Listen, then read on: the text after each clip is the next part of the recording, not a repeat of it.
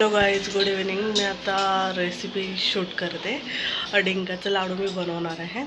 तर तुम्हाला मी दाखवतेच पुढे कसे बनवते मी डिंकाचे लाडू. आणि आवडल्यास नक्की कमेंट करा. तुम्ही पण बनवून काय काय घेतलं ते मी तुम्हाला सांगते. 3 वाटी खारीक घेतलेला आहे बारीक करून. 2 वाटी खोबरं आहे. थोडीशी 1 चमचा खसखस घेतली, 1 चमचा मेथी, कारण की आमच्याकडे मेथी कोण जास्त खात नाही. आणि एक अर्धी वाटी बदाम घेतलेला आहे, अर्धी वाटी काजू आहे, 1 वाटी गूळ घेतला आहे आणि 100 ग्रॅम डिंक आणि 1 वाटी.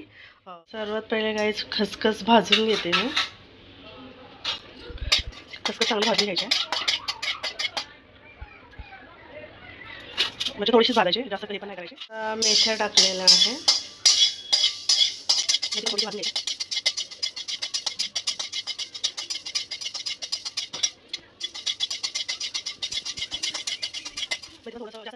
काजू थोडेसे भाजून घेणार आहोत, असे भाजून घ्यायचे आहे. त्याच्यासोबत बदाम पण टाकले, बदाम पण भाजून घेऊ एकत्रच.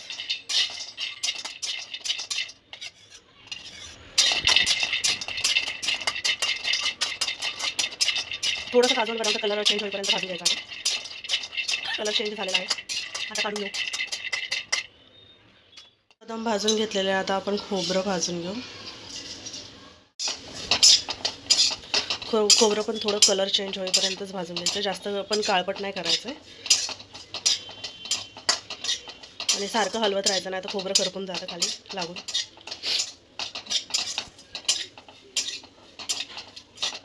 खोबरं आता गाईच भाजून झालेलं आहे, आता काढून घेऊ आपण. आता आपण खारीक भाजून घेऊ. थोडंसं तूप घालू त्याच्यामध्ये, 1 चमचा तूप घातलेला आहे. आणि त्यात आपण आता खारीक टाकणार आहे. आता खारीक भाजून घेऊ.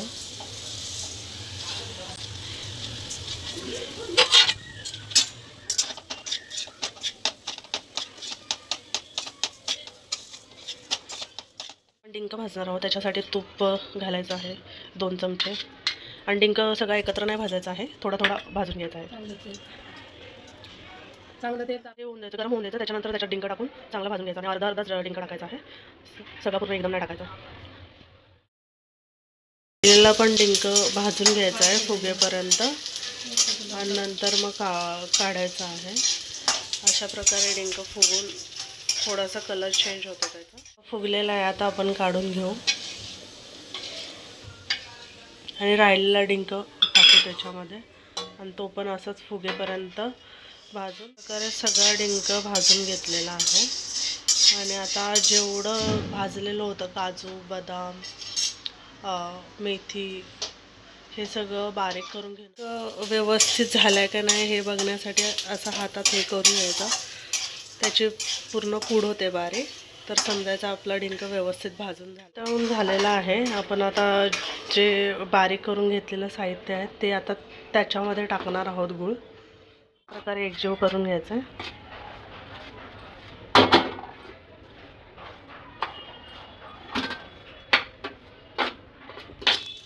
बदाम डिंक मेथी आणि खसखस आपण बारीक करून घेतलेली आहे, अशा प्रकारे बारीक करून घ्यायचं आहे एकदम.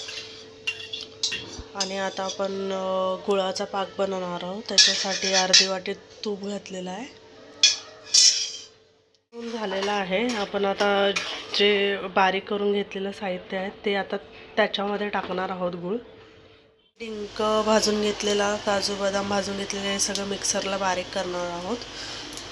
आणि त्याच्यानंतर लाडू. काजू बदाम डिंक मेथी आणि खसखस आपण बारीक करून घेतलेले आहे, अशा प्रकारे बारीक करून घ्यायचं आहे एकदम. आणि आता आपण खोबरं वगैरे बारीक वाटून घेतलेलं होतं, काजू बदाम डिंक, ते अशा प्रकारे मिक्स करून घ्यायचं आहे. असं नीट व्यवस्थित असं एकजीव करून घ्यायचं आहे हाताने.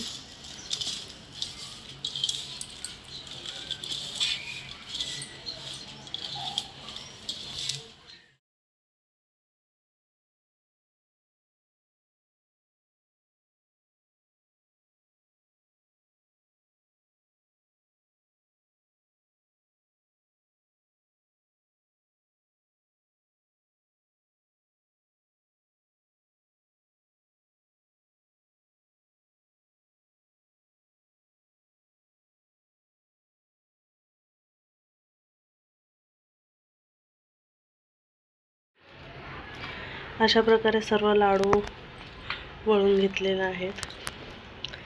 हे बघा, प्रकारे आपले सगळे लाडू तयार झालेले आहेत.